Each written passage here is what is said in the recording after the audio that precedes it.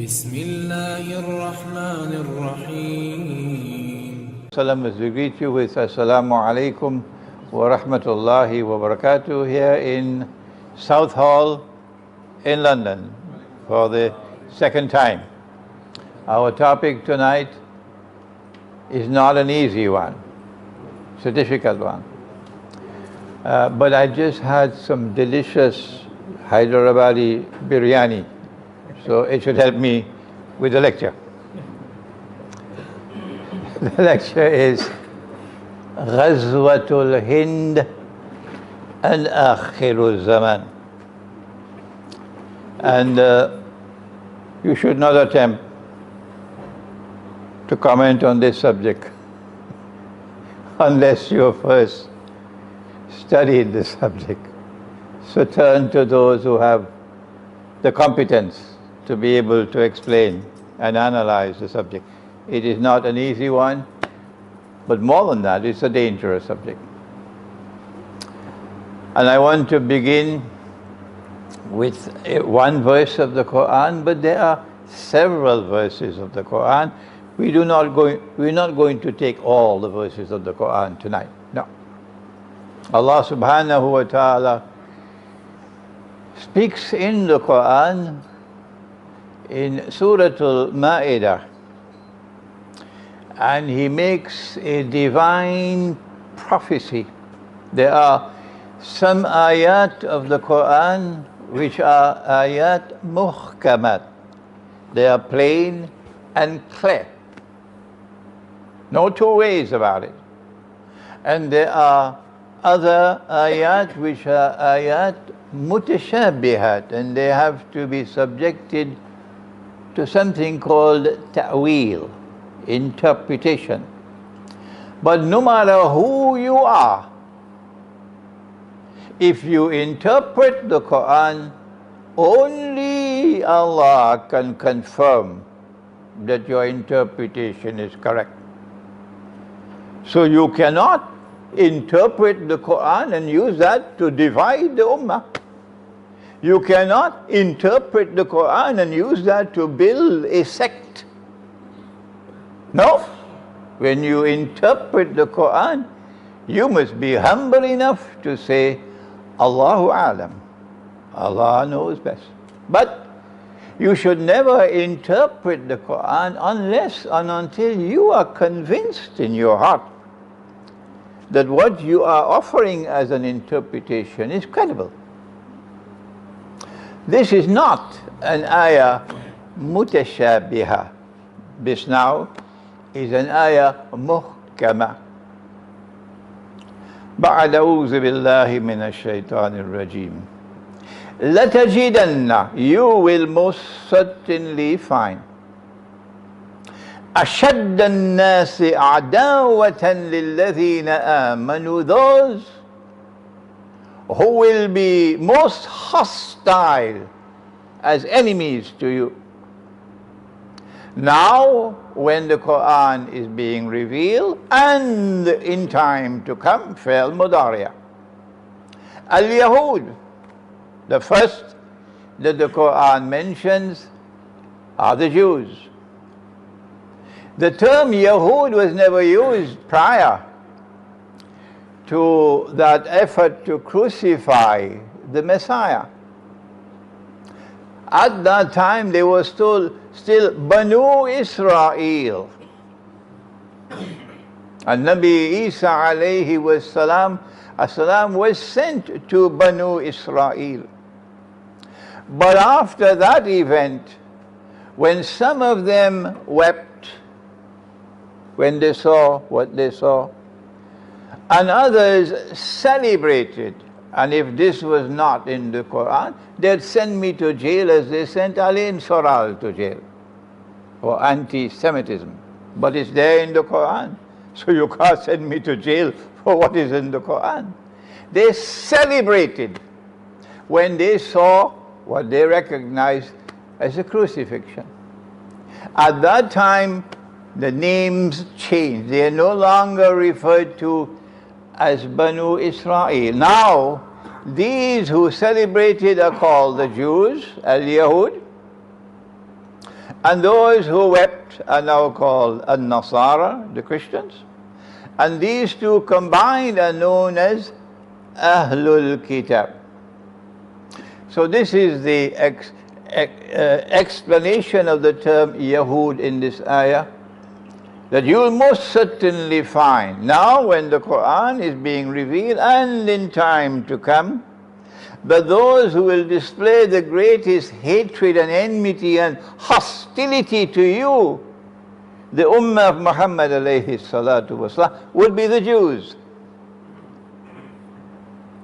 It was true at the time when the Quran was revealed, and at this time it is again true.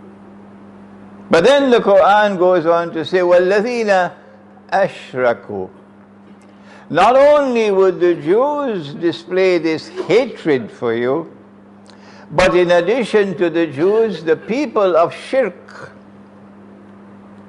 And the Quran does not lump them all together. The people of shirk, the Quran does not lump them all together. It identifies a people of shirk who will behave the way the Jews are behaving, and who will display the greatest hatred for you. Today, the heart of shirk in the world is in Monkey Town. You never heard that before, eh? Monkey Town. Yes? When they were allowed to conquer the city without fighting. Which city? Oh yes, you got to go back to the Quran and do your homework. It's Surah Al-A'raf. وَاسْأَلْهُمْ عَنِ الْقَرْيَةِ الَّتِي كَانَتْ حَاضِرَةَ الْبَحْرِ. The city by the sea. And in the hadith it is shaped as a triangle. It has three sides. And the city falls to them with La ilaha illallah Allahu Akbar. No fighting. So Allah ordained that they should get the city. And then they are Banu Israel, they are Christians, not Jews, because the Jews are now scattered. وَقَطَعَنَاهُمْ فِي الْأَرْضِ أُمَمٍ. They are not allowed to come into one city, not the Jews. So they are Christians. And they have to observe the Sabbath, which is Yawm al-Sabt, or what they call Saturday, and you're not allowed to work, so you're not allowed to fish. And then Allah tested them. He sent the fish big like this, and they're jumping. You can see them jumping on the day of the Sabbath. And then every other day of the week, no fish. So they're being tested. And some of them said to themselves, we don't care 2 peanuts for the law. No. And they went fishing. And they're still fishing to this day. To this day. And another group said, listen, Allah will punish you, beware. You violate the law. And a third group who had spiritual insight, basira, they said, why bother to warn these people? They have gone past the point of no return. There's no turning back for them. They have abandoned the deed. And those who went fishing, Allah punished them. And He said, Kunu kiradatan khasi'in. Be apes, despise. But a human being, insofar as the Quranic guidance is concerned, I'm not talking about Hollywood or Disneyland. I'm talking about the Quran. A human being cannot be transformed into an ape. A human being remains a human being until Judgment Day. Nor is there something despicable in the way monkeys live. They don't put on clothes, they're naked, and their bedroom life is in the public, but that's fitra. So what does it mean? Be apes, despise. It means that people who ought to live like human beings are now punished by Allah. So they live like apes, with a preference for public nudity and nude beaches, and appearing in public naked and almost naked, and also bringing their bedroom life into the public. That is the modern Western world. And the modern Western world is exporting this garbage to the rest of the world. And it is this modern Western civilization which is firmly founded on the foundations of indisputable shirk. And it is this modern West which is showing the greatest hatred for Islam. But this is my opinion. And you must not accept my opinion, warning you, unless you're convinced that I am correct. So no one can blame me for brainwashing people. I respect your independent thinking. I invite you to think. I'm here in England to do only one thing. Not to take over anybody's masjid. No. I am here to invite you to think. So the people who will be most hostile to you, waging war on Islam, are these two people.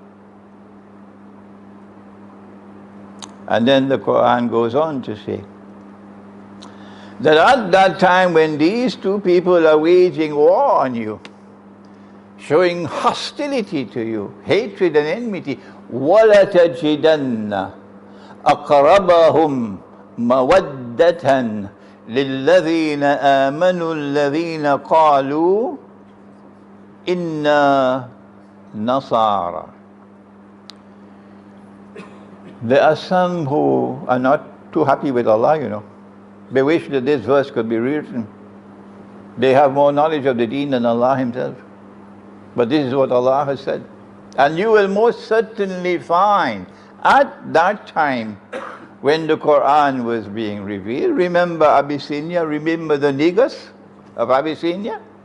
And in time to come, when the Jews display that same hatred again, at that time you will find a Christian people. No, it doesn't say that.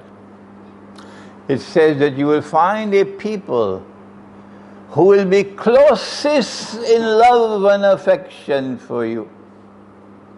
And yesterday in Birmingham, I had a session of an hour and a half with 4 Orthodox Christian monks. An hour and a half of intense discussions. And I had to be repeating this verse to them again and again and again and again. And the hour and a half passed in a very friendly way. No tension, no hostility, no rivalry, nobody seeking to defeat the other in any argument, Ahmad Didat style. No, this was different. And you will most certainly find that those who will be closest in love and affection for you at that time when these show that hatred for you would be a people who say, Inna Nasara. They proclaim that they are Christians, so they're not a secularized people. Their primary identity is their faith. This couldn't be Monkey Town. Monkey Town is secularized. They are Christians on Sunday morning, and for the rest of the week, they forget about their religion. And then the Quran goes on to identify these people, these Christians, that they will be a people who have the institution of the priesthood, they will preserve the monastic way of life, and they will not be an arrogant people. They don't want Venezuela to bend its knee before them in submission. They don't want Russia to bend its knee before them in submission. They don't want China to bend its knee before them in submission. And if you don't bend your knee, we'll wage nuclear war on you. They're not like that. They don't have this arrogance. وَأَنَّهُمْ لا يستكبرون. They're not a people who want to rule the world, these Christians. And tonight I took so much time to introduce this ayah. Tonight, as we turn to the alleged hadith on Ghazwatul Hind, that Nabi Muhammad alayhi salatu wasalam is alleged to have prophesied. Two hadiths, both in Nisa'i, and one says that you will conquer Hind, and the other one says that at the time when you conquer Hind will be at the time when Nabi Isa alayhi salam would have come. And they come from only one companion, Abu Hurairah radiallahu ta'ala anhu. And tonight as we address the subject of Ghazwatul Hind, which has caught fire, and the fire is scorching the whole of Pakistan and much of India and so on. And it is leading in a very dangerous direction. Those who are beating the drums of Ghazwatul Hind, they don't know the danger. It is necessary for us to examine the hadith. And it cannot be done by schoolboys who take US dollars and state-of-the-art weapons from Santa Claus to go and wage their bogus jihad here and there and everywhere. And they got only peanuts in their heads. Those are not the ones to study these alleged hadiths and determine what is their status. No, that is to be done by those who have knowledge, and they don't have knowledge when they jump on the wagon of Santa Claus to wage their jihad.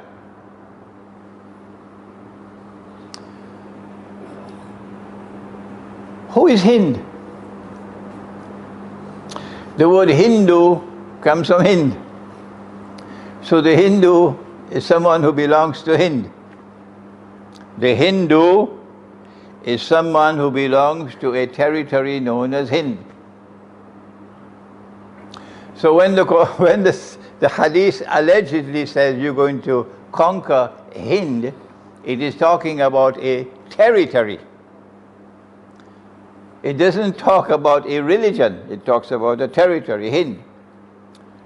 And Hind at that time comprised the whole of the territory of Pakistan. Today, if I'm wrong, could you kindly stand up and tell me I'm wrong? If I'm wrong, could you kindly stand up and tell me I'm wrong? That Hind at the time of Nabi Muhammad alayhi salatu wasalam comprised the whole of the territory of Pakistan today. The whole of the territory of India today, the whole of the territory of Bangladesh today, and maybe part of Afghanistan as well. That's a tall order, eh?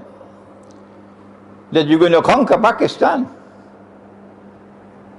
And you're going to conquer India, and you're going to conquer Bangladesh. So this is certainly not a prophecy that has any connection with the Republic of India. That's the first mistake they make. The hadith speaks of Hind. But in Hind are the Hindu people. And the Hindu people today are recognized as a people belonging to a particular religion. So the appearance of the alleged hadith is that there's going to be a war between Islam and Hinduism. And the Hindus have to be identified as the people of shirk. This is the thinking. This is the analysis being conducted today, all over Pakistan.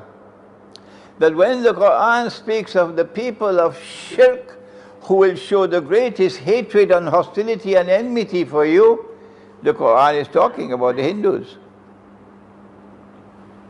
So let us do some elementary analysis, and today it's only an introductory lecture, 45 minutes. I have to come back to this subject again and again and exert whatever scholarship I have to try to explain and clarify this subject once and for all. And then after that, it's for the scholars to decide whether Imran is speaking nonsense or whether there's some sense in him. I come from the island of Trinidad, in the Caribbean, where Hindus and Muslims live. And I want to know whether or not I have found this hatred for Islam in the Hindu heart. But this ayah of the Quran, it speaks about. In the 1920s, I was born in 1942, so long before I was born, a hurricane came to Trinidad. You know what's a hurricane? Like a typhoon. And this hurricane blew off the roof of the masjid in a city called Tacarigua. It's an American Indian name. And the day of Jummah is coming, and the Muslims don't have a place to perform Salatul Jummah because rain falls not every day.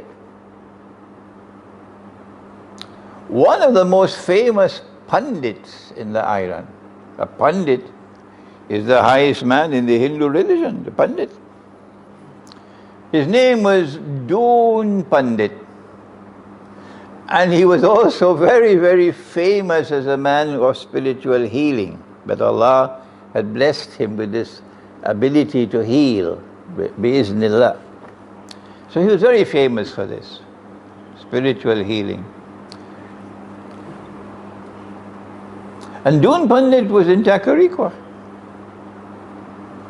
And when he heard of what happened to the masjid, the roof of the masjid, he invited the Muslim community to come and perform their Salatul Jum'ah in the mandir. Did you hear that? The Hindu mandir. So the Muslims said, Pandit ji, how can we perform Salat in your mandir when you have all these murtis, these idols? We can't do that, Pandit ji. So Pandit, Doon Pandit said, no problem, I'll move them all. And he cleared out the mandir of all the murtis. And the Muslims came in the mandir and they performed Salatul Jummah for 6 weeks until they had repaired the roof of the masjid. Is that hatred? That's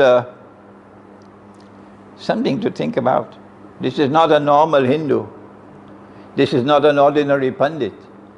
This is the most famous Pandit in the land. He got into trouble with his own people. He got into trouble with his own people, but he was powerful enough to say, don't bother, I am in charge, not you. And I want to leave now this individual case to turn to a collective case, which is just yesterday.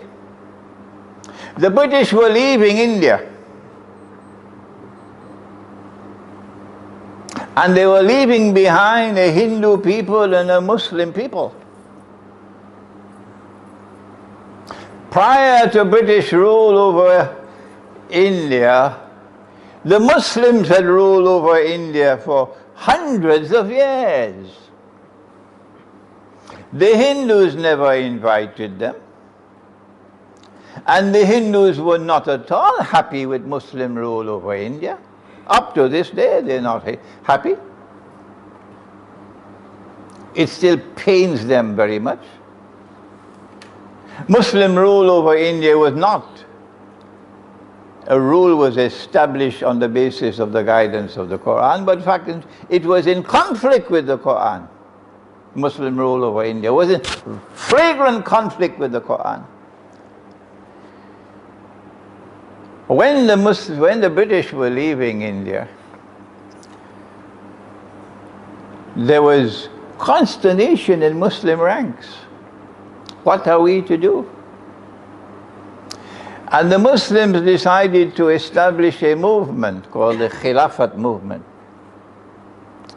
And all of India, the whole Muslim community of India stood solidly behind the Khilafat movement. Never before in the history of Islam in India have you ever had a movement like this that captured all the people. The Khilafat movement. And the Khilafat movement, while it was focused upon the preservation of the Khilafah in Istanbul, was primarily directed towards getting the British out of India. That's the primary purpose. The Khilafat movement, listen carefully to my words. And if afterwards you're annoyed with me, never mind, we'll be friends later. The Khilafat movement was led by men who knew Islam and who lived Islam. Pakistan has never been led from day one to this day by men who know Islam and who live Islam. The All India Muslim League was never led by men who knew Islam and lived Islam. But the Khilafat movement was led by these men. What about the Hindus? Jawaharlal Nehru was not the leader. The secularized Indian Hindu nationalists were not the leaders of the Hindus. The leaders of the Hindu was a British trained lawyer, but he was a Hindu by heart. He was primarily a Hindu. His primary loyalty was to his faith. And he wanted the British out. And he wanted that when we get the British out, we Hindus will live in accordance with Hinduism, not with secularism. And they Muslims want the same thing, that when we get the British out, we Muslims will live in accordance with Islam. So Gandhi scratched his head and he said, but it seems as though we both want the same thing. So he reached out to the Khilafat movement. And I have to tell the Pakistani today what he doesn't know, because he's forgotten it. His smartphone is making him foolish.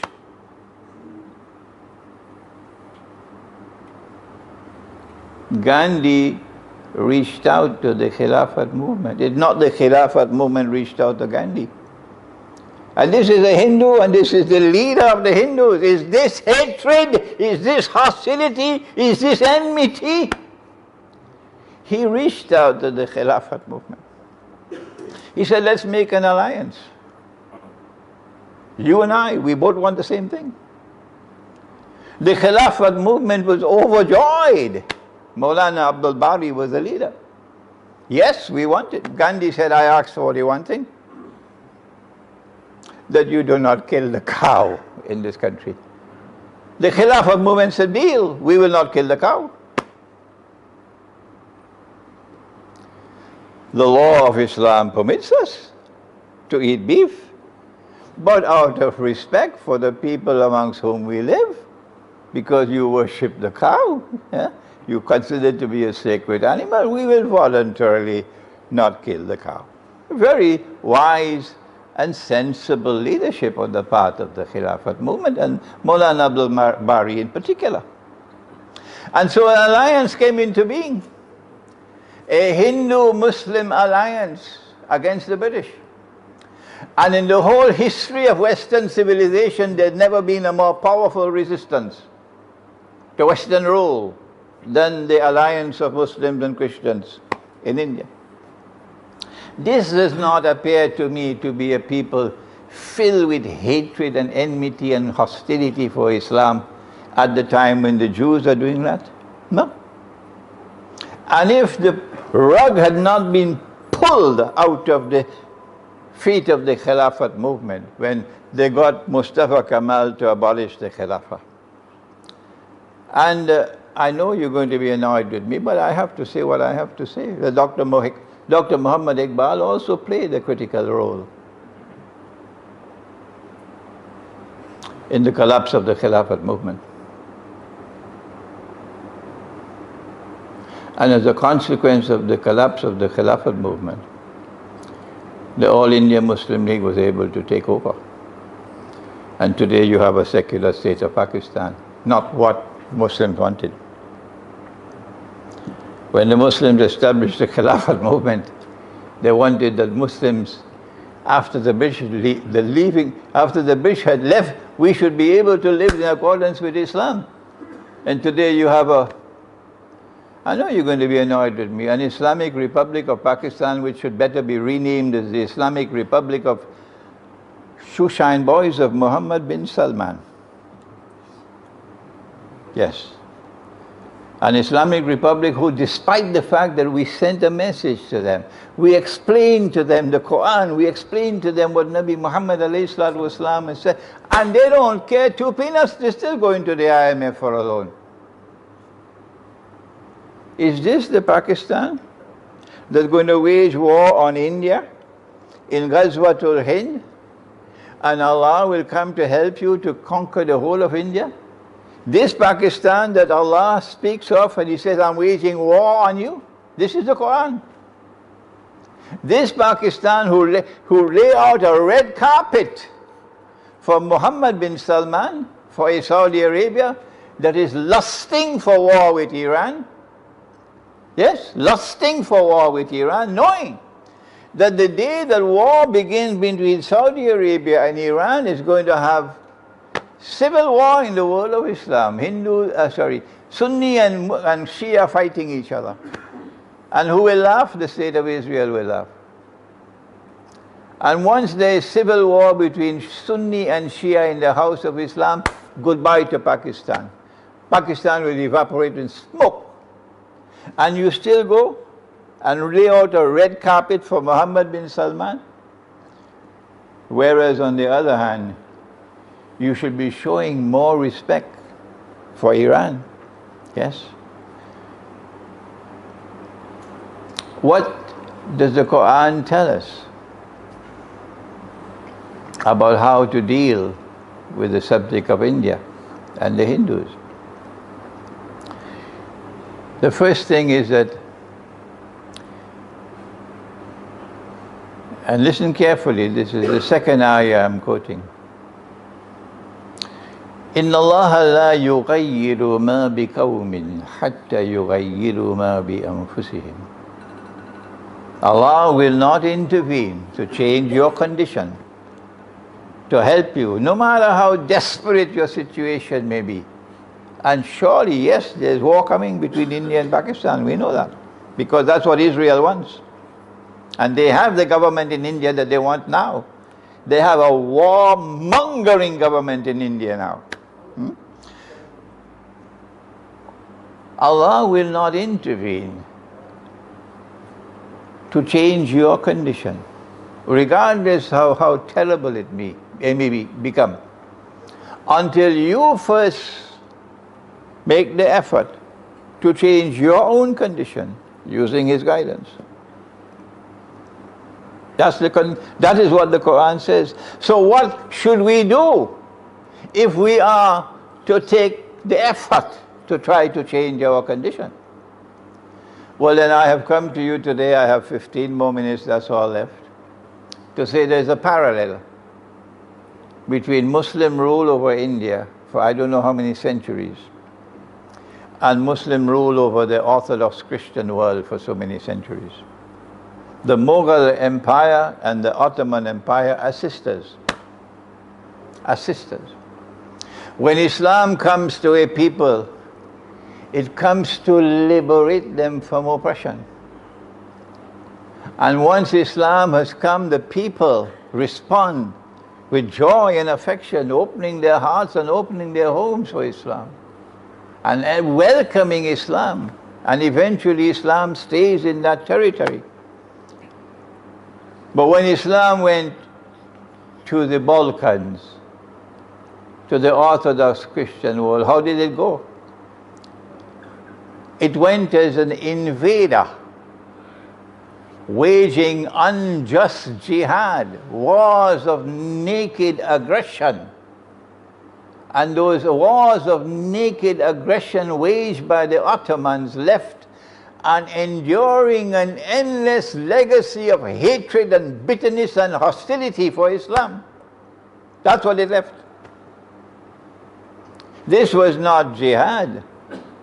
This was like that nonsense in Syria. It was a bogus jihad that the Ottomans waged. And as a result of Ottoman bogus jihad on the Orthodox Christians, the same people that Allah has spoken of in the Quran, who will eventually become closest in love and affection for you. Not monkey tongue, it's the Orthodox Christians. These people were filled with even more hatred for Islam than in the West. That was the word I found when I launched into the field about 10 years ago. And I went to the Orthodox Christian world. I went to Moscow, I went to Belgrade twice. And I said to them that what the Ottomans did was in conflict with the Quran. They waged war on Constantinople in 1452 in violation of Allah's command in the Quran. If nobody ever said it before, I am saying it now. And if I don't have any support, I'm only one solitary voice, and all the world is opposed to me. I don't care 2 peanuts for them. I must preach Islam to be faithful to the truth, whether the people like it or they don't. That's Islamic scholarship. I said, Allah says in the Quran, if your enemy does not want to fight, he's inclined to peace, he wants peace. You are prohibited from fighting. That is in the Quran. The Orthodox Christian patriarch did not want war. He offered to pay a tribute. But the Ottomans pushed that aside and they waged war. 200,000 Ottoman troops against 9,000 Orthodox Christians. And these Christians fought heroically until they were defeated. And then I said to them something else. When Sultan Muhammad Fatih entered into Constantinople, the first thing that he did was to take the Quran and put it aside. The Quran says that you Muslims must fight to protect the Christian church and the cathedral and the synagogue. وَلَوْلَا دَفْعُ اللَّهِ النَّاسَ بَعْدَهُمْ بِبَعْضٍ لَهُدِّمَتْ صَوَامِعُ وَبِيعٌ وَصَلَوَاتٌ وَمَسَاجِدٌ يُذْكَرُ فِيهَا اسْمُ اللَّهِ كَثِيرًا. Surah Al-Hajj. You have to fight to protect their cathedral and synagogue. And instead of doing that, you went and you converted their greatest cathedral, Hagia Sophia, to a masjid. Shamefully, disgracefully, manifestly, sinfully. And when I spoke these words to the Christians, they were crying. We didn't know that this was Islam. And now that Orthodox Christian world is drawing closer to us. Alhamdulillah for that. Of course, I made many enemies in the process. Those who constantly praised that army in 1452, which conquered Constantinople, and who constantly praised that commander, the Sultan Muhammad Fatih, who conquered the city. And then I explained to them, do you know why he said, لَتَفْتَحَنَّ الْقُنْسْتَنْتِنِيَّةِ وَلَنِعْمَ الْأَمِيرُ آمِرُهَا وَنِعْمَ الْجَيْشُ ذَلِكَ الْجَيْشُ. You know why he said that, Nabi Muhammad sallallahu ta'ala alayhi wa sallam? That after the great war which is around the corner, the next event will be that you will conquer Constantinople. And he praised the commander and he praised the army. Do you know why? I'll tell you why. He praised this army because you praised that army. He praised this commander because you praised that commander. That's why. And when we conquer Constantinople, we will return Hagia Sophia to the Orthodox Christian world, which today is led by Russia. And when we return Hagia Sophia, that will cement the reconciliation, friendship and alliance between those who follow Nabi Muhammad alayhi salatu wasalam, while the others are worshipping Washington and Santa Claus, both of them. And those who follow Nabi Isa alayhi salam. What did the Mughals do? Well, there is a Babri, you know. A Babri Masjid, which is exactly the counterpart to Hagia Sophia. We don't want to know whether there's any proof that Ram was born there. All that we need to know that in the Hindu consciousness, that's where he was born. That's all we need to know. So then why did the Mughal choose this spot? Answer, because the Mughals were doing exactly what the Ottomans did, trying to sabotage us. Sabotage us. So we'll end up in this mess in which we are today. The first step on the road that comes from the Quran, if we are to change our condition, is not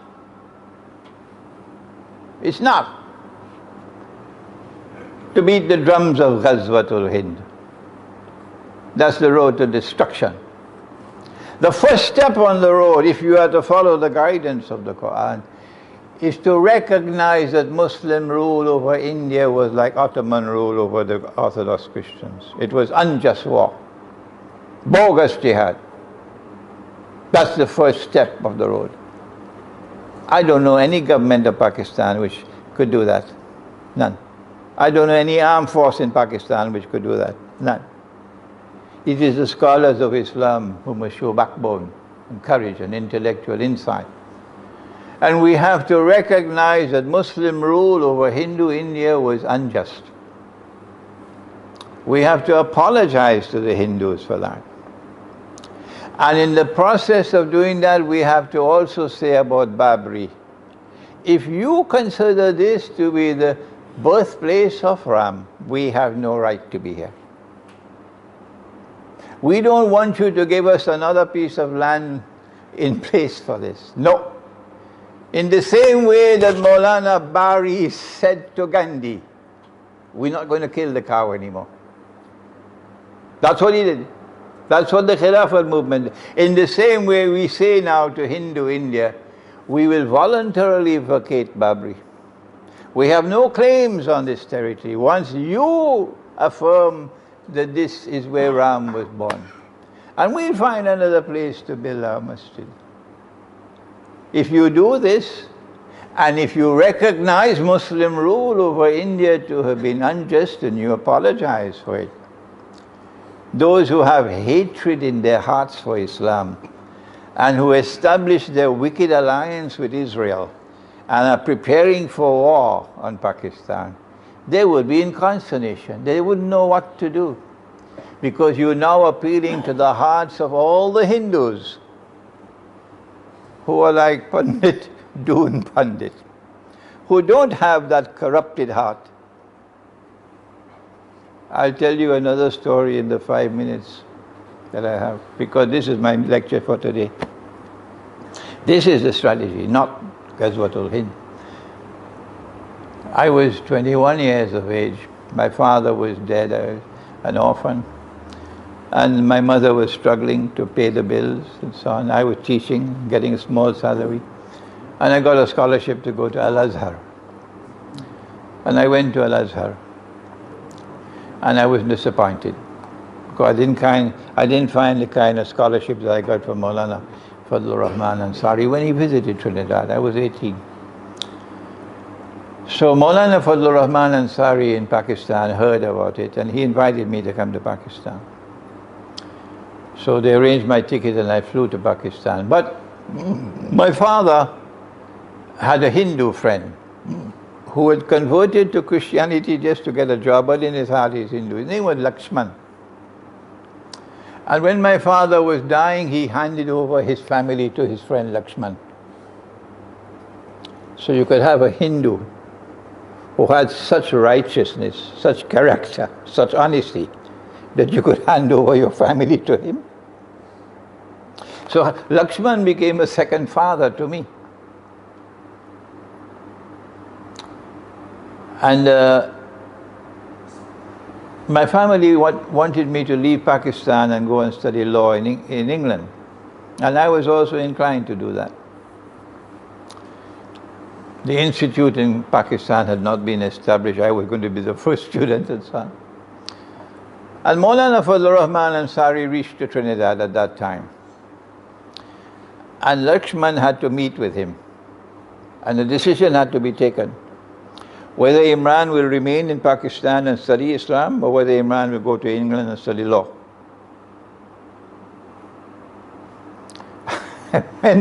when Maulana Fadlur Rahman Ansari convinced that Hindu man, he then gave permission. He said, no, Imran will remain in Pakistan and study Islam. As a result of which, I'm here today. Is this hatred? Is this enmity? Is this hostility? That your scholar who is sitting here today is sitting here to be because a Hindu gave permission for me to study. I have to end now. It's time for the azan. But I've ended this lecture on this note, that this Ghazwatul Hind hadith is going to add salt to the wound and make the Hindus hate you even more than they already hate you. Whereas if you turn the other way and you recognize Muslim rule over India to have been Islamic imperialism and denounce it, and apologize to the Hindus as we have apologized to the Orthodox Christians. And if you say about Babri, we don't need any proof.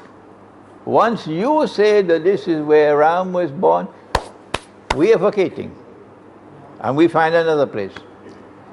My view is this would be a very intelligent and sensible way.